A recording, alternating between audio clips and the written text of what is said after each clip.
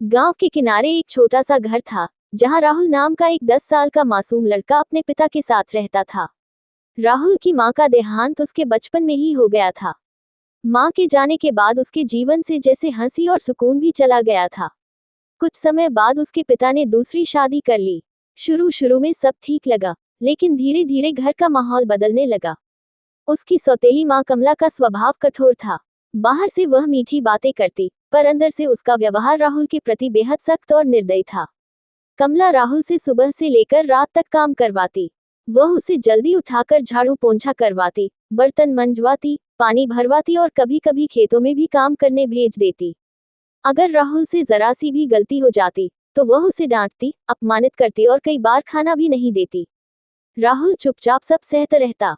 उसे लगता था कि अगर वह अपने पिता से शिकायत करेगा तो घर में झगड़ा होगा और उसके पिता और दुखी हो जाएंगे।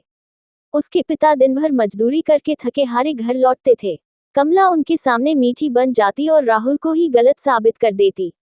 रात को जब सब सो जाते, तब राहुल अपनी माँ की तस्वीर के सामने बैठकर रोता और धीरे से कहता, माँ, आप मुझे छोड़कर क्यों चली गईं? मुझे आपकी बहुत याद आती है। उसकी आंखों से आंसू बहते, लेकिन उसके दिल में एक छोटी सी उम्मीद अब भी जिंदा थी। राहुल को पढ़ाई से बहुत लगाव था। स्कूल ही उसकी जिंदगी की एकमात्र ऐसी जगह थी जहां उसे सुकून और सम्मान मिलता था। उसके शिक्षक मिश्रा सर उसकी उदासी को महसूस करते थे। एक दिन उन्होंने प्यार से पूछा, राहुल, तुम इतने चुप चुप क्यों रहते हो? पहले तो राहुल ने कुछ नहीं कहा, लेकिन फिर उसके अंदर का दर्द आंसुओं बनकर बाहर आ गया। उसने अपने साथ हो रहे अत्याचार की पूरी बात बता दी। मिश्रा सर ने उसके सिर पर हाथ रखते हुए कहा, बेटा, जिंदगी में कठिनाइयां सबके हिस्से में आती हैं, लेकिन जो उनका सामना करता है वही आगे बढ़ता है। तुम पढ़ाई पर ध्यान दो, एक दिन यही शिक्षा तुम्हें सम्मान दिलाएगी। उनकी बात राहुल के दिल में उतर गई। उसने ठान लिया कि वह पढ़ लिख कर कुछ बड़ा करेगा, ताकि किसी पर निर्भर न रहना पड़े। अब वह हर अपमान को अपनी ताकत बनाने लगा। सुबह घर का सारा काम करता, दिन में स्कूल जाता और रात को देर तक पढ़ाई करता। कमला उसे ताने देती, तू इस घर पर बोझ है। लेकिन राहुल ने मन ही मन निश्चय कर लिया था कि वह खुद को बोझ नहीं, बल्कि इस घर का सहारा बनाएगा। एक दिन कमला ने गुस्से में आकर राहुल को घर से बाहर निकाल दिया। उस दिन तेज बारिश हो रही थी। राहुल भीगता हुआ पेड़ के नीचे बैठा रहा। उसे ठंड लग रही थी, लेकिन उसके दिल में एक आग जल रही थी, कुछ बनकर दिखाने की आग। अगले दिन वह स्कूल पहुंचा तो मिश्रा सर ने उसकी हालत देखी। उन्होंने उसे अपने घर ले जाकर खाना खिलाया और उसके पिता से मिलकर सच्चाई बताई। पिता को ये जानकर गहरा दुख हुआ कि उनका बेटा इतने दिनों से चुपचाप सब सह रहा था। उन्होंने कमला को सख्त शब्दों में समझाया कि अब राहुल के साथ कोई अन्याय नहीं होगा। समय बीतता गया। राहुल ने कठिन परिस्थितियों में भी अपनी पढ़ाई जारी रखी। उसकी मेहनत रंग लाई। उसने जिला स्तर की परीक्षा में पहला स्थान प्राप्त किया।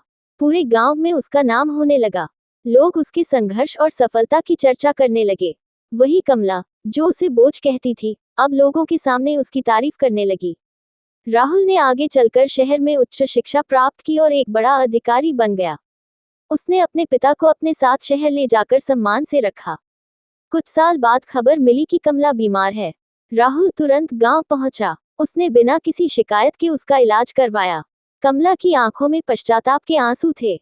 उसने कांपती आवाज में कहा, बेटा, मैंने तुझ पर बहुत अत्याचार किए, मुझे माफ कर दे। राहुल ने शांत स्वर में जवाब दिया, माँ, अगर मैं आपको माफ नहीं करूंगा तो फिर मेरी शिक्षा और मेरी सफलता का क्या मतलब? आपने मुझे कठिनाइयां दी, लेकिन उन्हीं कठिनाइयों ने मुझे मजबूत बनाया। उस दिन कमला को अपनी गलती का एहसास हुआ। उसने राहुल को गले लगा लिया। घर में जो कड़वाहट थी, वह धीरे धीरे खत्म हो गई। राहुल ने साबित कर दिया कि इंसान परिस्थितियों से नहीं, अपने हौसले से बड़ा बनता है।